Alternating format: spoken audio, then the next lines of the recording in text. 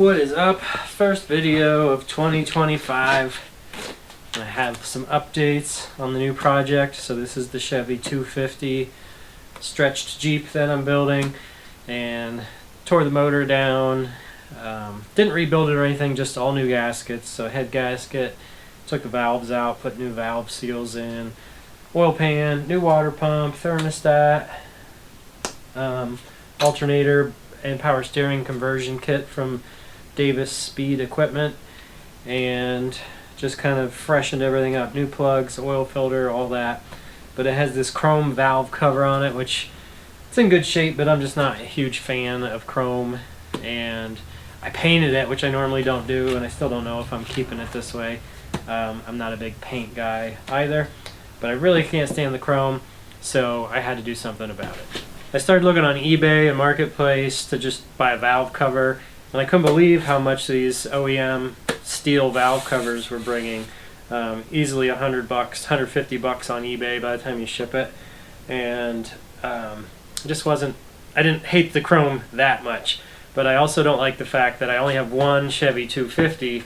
I have like 5 Jeep motors. I have an extra TDI, I have 2 extra rotaries. I like having spares for whatever I'm working on.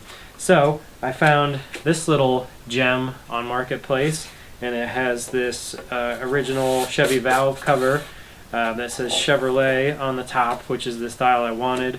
So I thought I'll get the valve cover, and I'll get a spare engine, spare head. My exhaust manifold from that engine has some issues, so I just thought it'd be good to pick up a spare for many different reasons. So I'll give you a little tour. You can see this is the valve cover that I think looks the coolest, so I'm going to clean it up and paint it and put it on that motor. And this is a 250. The 230s and 250s are almost identical. I don't know much about it, but it has some of the parts still on it. So there's a spare carburetor, the manifolds, extra distributor, assuming any of this is usable. As you know, with Marketplace, it's a bit of a gamble. The guy I got this engine from said it came out of a 66 Chevelle. The story with all these 6-cylinders I see is they were removed for a V8 swap. So whether that's true or not, I don't know. He said it was rebuilt, but you know how that goes on Marketplace. It could be completely junk. I wasn't expecting this to be like a running core, just parts, mainly for the valve cover. I got it cheap, it wasn't too far away, and I could just visually see there were parts on it that I could use, even if the internals are junk. It has a flex plate on it, and I was able to just turn it over most of the way. There's a little hard spot, and I didn't force it past there because I bet there's a little corrosion ring or like a ring stuck somewhere, and I wanted to see what's going on before I start getting rough with it, because if it is a good rebuilt core, the crank and rods and pistons might be good. So my thought is we're just going to strip it down. I need the valve cover. I want to paint it, clean it up, and put it on that engine. I also want to pull the exhaust manifold off of it and see if it's better than the other one I have before I fix that one.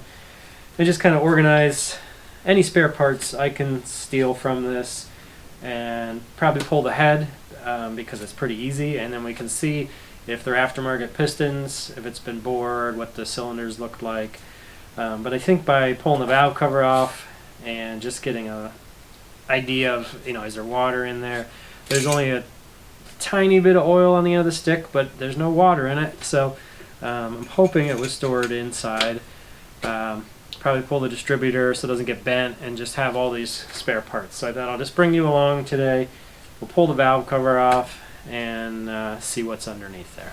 One of the things I'm really liking about these engines so far is that they're just super simple, a lot like a Jeep engine. They kind of remind me of an F-head,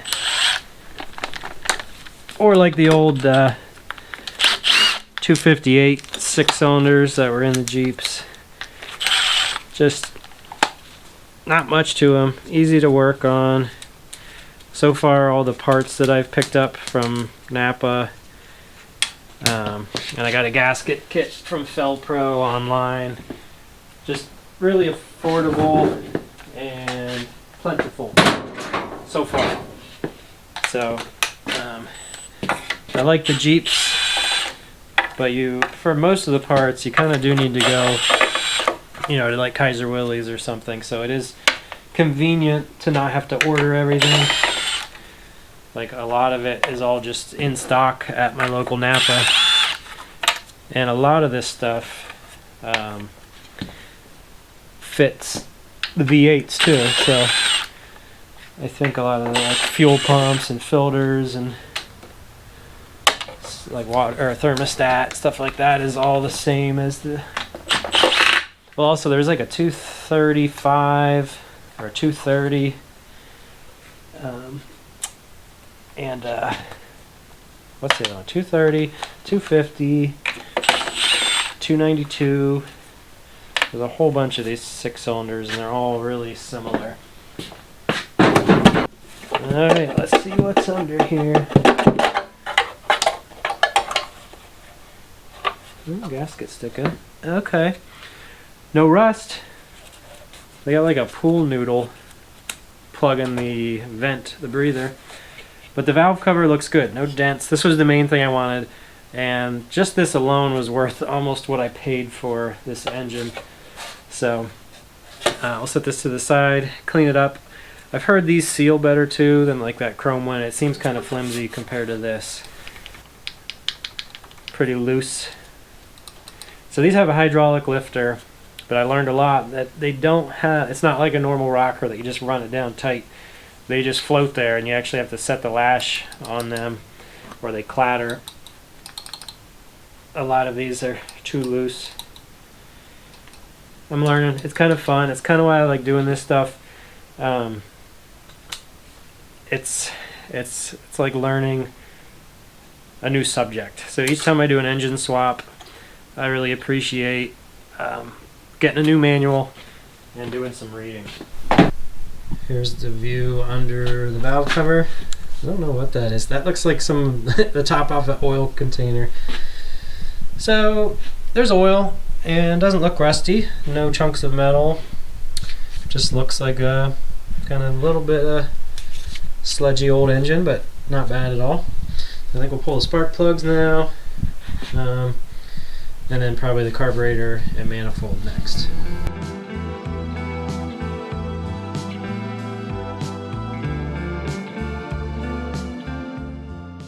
Let's pop the manifolds off. I think I got all the bolts off. These are just like a Willys where they share, like the head has intake and exhaust on the same side, and they're split and they share the same mounting bolts. Alright, let's see. I don't expect any major surprises here. Maybe it looks like there might be a little rodent problem, which can lead to some rust on the valves and stuff, but I'm not too scared. Hey, that looks pretty good. These manifolds seem to crack really bad. This one doesn't look too bad. It also bothers me. I don't know why manufacturers do this. The outer two are just dowels. They're not bolts. And so these two outer ports on both sides get eroded really bad and cause leaks, because anytime you have an exhaust leak, it will actually blow away the cast iron over time, and that seems to be a really common problem on these GM manifolds. Alright, initial reaction looks pretty clean. Definitely had some moisture. Doesn't mean there's water in the engine, but whether it sat outside or somebody washed it, I'll get a flashlight in there and look at the valve, actual valve stems, but you know, and you don't know if there's any cracks or anything until you actually clean everything up, but overall it doesn't look too bad. I'm going to pull off all the rockers and push rods, and then we can pop the head off. These are so easy to work on if you have the right sockets.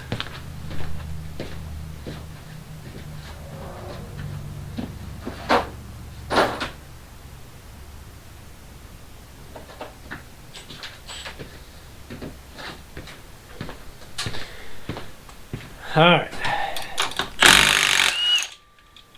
So these are kind of unique. They have this funny little kind of concave washer and a nut. And I'm 99% sure all of them are the same. So I'm not worried about mixing them up. And yes, I know this isn't an impact socket. If that kind of thing bothers you, you're on the wrong page.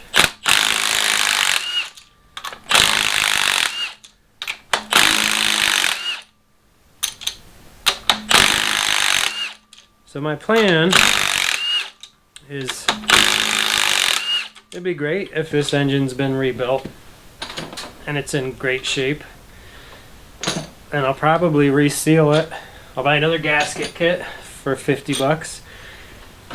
Reseal the whole thing, clean it up, put the chrome valve cover back on it, put oil in it, some fogger, and just push it back in the corner as a spare so that if anything happens to the other one, I can just pop the new motor in and be good to go.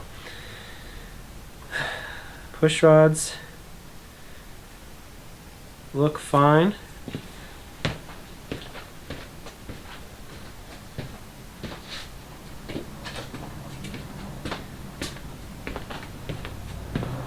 One thing I am going to do before I mix everything up is I'm going to measure the push rods.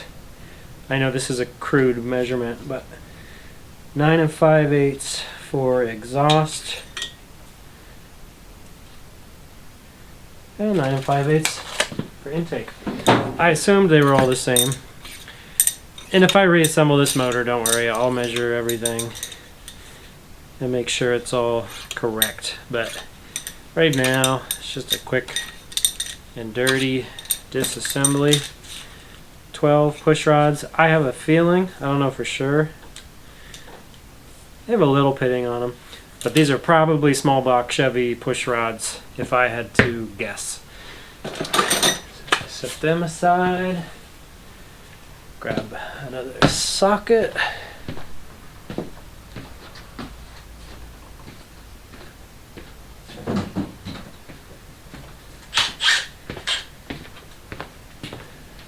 I'm going to use my big impact gun.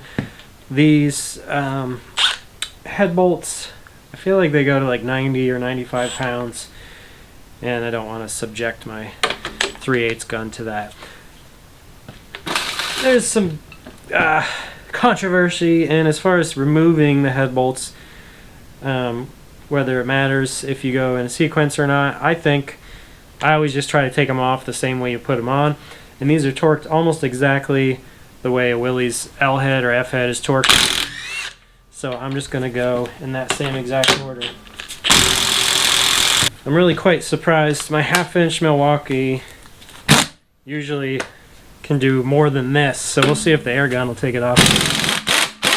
Wow. I'd say the Milwaukee loosened it. That's interesting. It looks like the outer ones are kind of rusty. That's crazy. Well, old school still's got it. Okay. Got them all broke loose. Good thing I keep the old impact gun around just in case. None of them broke off, so let's see what we got under here. You generally don't ever want to pry on machined surfaces, but they usually give you a little bit of a casting area that sticks beyond. You just don't want to pry where the gasket sits and mar it up, but sometimes you gotta do what you gotta do. Alright, here we go. Good thing this isn't a Cummins head. These are really quite light. The back's just kind of hard because there's nowhere to get your hands. Alright, well, let's see what we got. Okay, well, these are not original pistons, so I would say he is correct. This engine was rebuilt.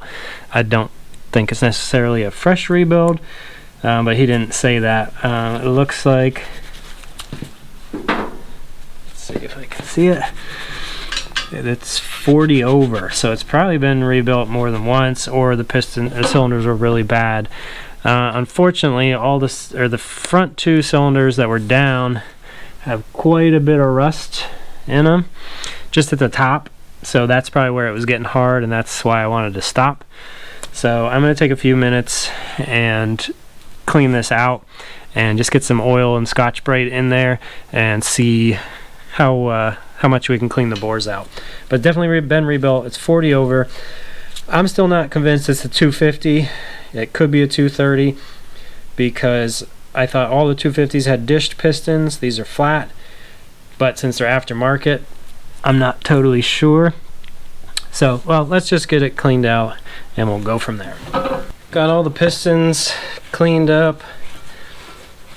Got the bores, got the rust off the bores, and now I'm just turning it over by hand. The cylinder walls all cleaned up pretty good. Cylinder number 1 was the worst. It has a little bit of, it looks like pitting, but you can't feel it with your fingernail, but I'm sure it's less than ideal. There is still some cross hatching on it, so no idea how many miles were on it, but it probably was rebuilt not terribly long after it was quit being run. I don't know how long that crosshatch would last on these motors, but so I'm just going to kind of keep turning it over by hand and wiping the rust out of the bores, because the pistons, the ring grooves hold rust, and then it kind of gets in there, and that's really abrasive. So I'll just keep wiping that out, putting clean oil in, and that's probably all the farther I'm going to go with the top end, because I don't see any major red flags. I'm sure this would run, but anytime you get an engine like this, it's best to pull the head. I know a lot of Jeep people don't like to do that. I get a lot of questions. Hey, I picked up this old Jeep. The engine turns over part way or not at all, and they think they can just break it loose and get it running, but really, especially on a flat head, it's so easy. Just pull the head, get the rust and mouse nest or whatever is out of there, get eyes on the cylinders, because there was some flaky rust junk in there, and that would be really hard on the valves, and it could break a piston or get in the rings or scratch the cylinder up. So by just pulling this head off and cleaning this out, I would say this engine would be totally fine. Good enough for the women we hang out with, as Grandpa would say. So a few extra steps, a little bit of money in a gasket kit, and you'll be back in business. That is another thing I like about these engines. I can buy a full Felpro gasket kit for the same price as just the head gasket on a 4-cylinder Willys. So there are some plus sides, but even with the Willys, just spend the 40 or 50 bucks, get the good head gasket, and pull the head off. So it can save you a lot of money down the road, because new gaskets and a weekend of work is a lot cheaper than a rebuild, or just having to hone it or bore it or whatever. Patience is key. Next step, I think I'll drain the oil, take a look at that, and then flip it over, pop the oil pan off of it, and probably take a main and a rod bearing cap off and see what the crank looks like, and check the grind on the crank, whether it's undersized or whatever. So that'll give us a little more idea and how many miles or how much wear and tear was on this, and also how much work they put into rebuilding it. The engine that's in the Jeep right now appeared to be completely stock. The pistons were standard bore, it had a GM head gasket, and the rod and main bearings were standard size, so I don't think it had ever been rebuilt. I don't even think it had been apart the way it came apart. That would be my guess. So that's not necessarily a bad thing. We'll have to see how the hot oil pressure is and blow by and things like that, but that can tell you a lot about what your engine's been through and what's been put into it. I forgot to take the valve covers off and pull the lifters out, so I heard all the lifters falling down in, but that's okay. So now I'm going to pop the oil pan. I will say, compared to the Jeep, this oil pan is annoying. There are 4 pieces to the gasket and a lot of little bolts, whereas the Willys just has 1 piece gasket, goes all the way around. And I've really not had any trouble sealing the oil pan on the Willys, but we'll see how I did on the GM when I put oil in the other engine. All right, let's see what we got.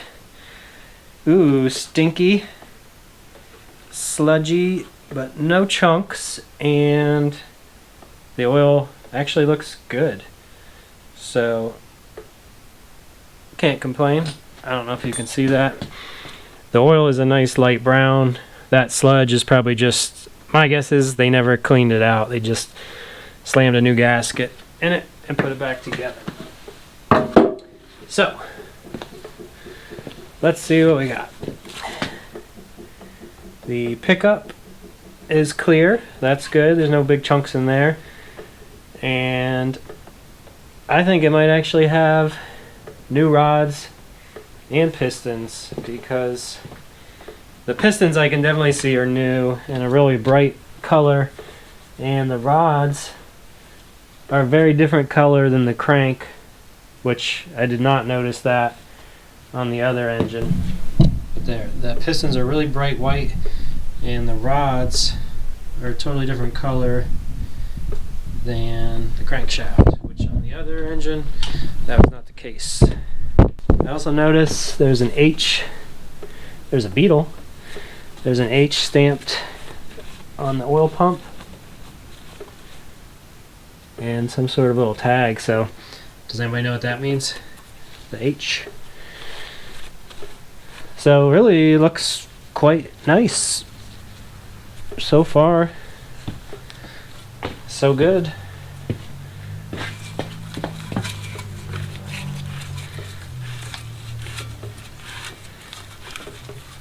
I can dig it. So I'll pull one of the main caps and we'll see what's in there.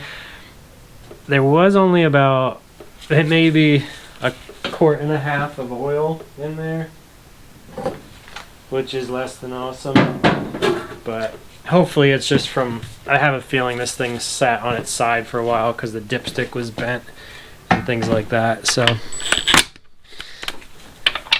oop, that's not the right size.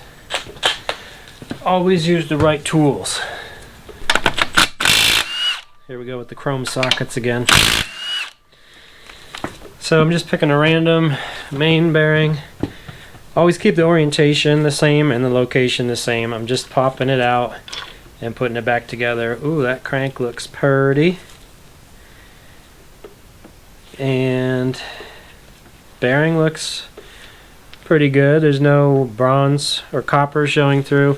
I will say on the other engine, the bearings looked pretty much kicked. They weren't scratched or scored, and the crank looked okay, but they had lots of pretty gold color showing. I think it's just an old original motor that hadn't been rebuilt. So now I'm going to roll one of these main bearings out and see what it says. A 10 under Federal Mogul bearing. So that means this crank was probably ground and they installed some undersized crank bearings. So I'm just going to wipe everything off real nice and clean like, and roll that bad boy back in there. Crank looks beautiful. So that's always nice to see. Clean the entire surface.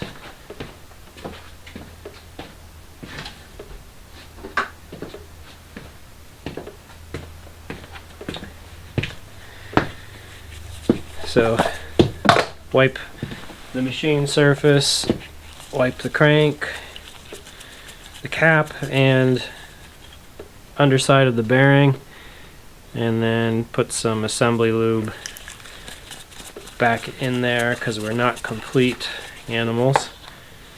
And I'm going to put some on the bearing as well. And I made sure I noticed which way the writing was going, and just nestle that little feller right back where you got it. And then torque it down evenly. And yes, I'm using an impact, but I'm just going down snug like that. And then I will use a torque wrench on it later. Okay, so I need to remember to torque that one. I can see I got assembly lube all over it. Now let's pull a rod. And on the Chevy, I gotta relearn it all over again. And I do find it interesting, a lot of the hardware on this engine is smaller than on the Jeep. So I wonder, was it over-engineered? Or did they just realize they didn't need 7/16 rod bolts with a 40 horsepower engine? Ooh, that's purty too. Got a rag. Crank looks really good. I'm rolling the rod bearing up out as well. I'll be careful not to drop these. Keep them nice and clean. Federal Mogul. It says 2020 CP 001 DO. So I'll probably take a picture of that. I'm guessing that's 10 also, 001. But the fact that it says 2020 could be 20. But I'm going to go with it. Probably went 10, ground at 10 under on both the rods and the mains. So I wiped that back out. Same deal. Assembly lube. I'm using AMSOIL assembly lube. This stuff's like marmalade. It puts a nice coating on everything. And I paid attention again to the direction that was forward. My piston slid down a little when I was hammering on it, so I want to make sure I pull it up. And keep that nice and tight. So torque this back down and it'll be ready to go all back together. Another interesting tidbit I'm learning is the rear main seal differences can help date the block. They said this was out of a 66. Pulled the rear main cap just out of curiosity. Bearing looks great, but it has these wings on the main seal, and I'll have to look on 12bolt.com. Seems to have the best info on their site, but I want to say that means it's like 63 or 64 is the year of the engine, because then after 65 I think it went to this style main seal, which doesn't have little wings. This is just cast and machined or whatever, solid metal, no little wings here. And I guess these are hard to find compared to this style. This came in my seal kit, and these are like 10 bucks. Everybody has them. These appear to be about 30 bucks, and you have to be a little more choosy where you get them. So I just pulled the rear main because I was curious about the date of the block and which style seal. So now when I order the seal kit, I'll make sure I get the proper rear main seal. So now I'm just going to retorque everything. The main bearings, the book says 60 to 70. So I'm just gonna kind of work my way up there, alternating.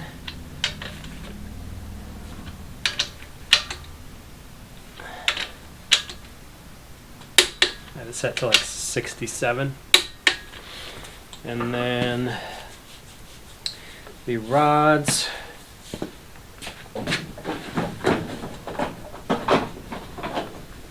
Go down to the 3/8 drive, and they are I think it says 30 to 40. Alright, so I'm going 40 on the rods. So I guess it's moved a little bit. There's this one right here. And I'm alternating, working my way up. I'm not bothering like clicking it at 20 and then 30. I'm just evenly tightening it down. And I had lots of oil in there. Whenever you reinstall caps, don't forget about your thrust surfaces. I'm just throwing a wrench on the other ones. Okay. So I put some oil on the thrust surfaces as well. And then make sure everything is hunky-dory, feels good. So the only thing left I don't know about this engine is the camshaft. So I'm going to get a flashlight before I put the oil pan back on. It'd be cool if it had a better cam in it.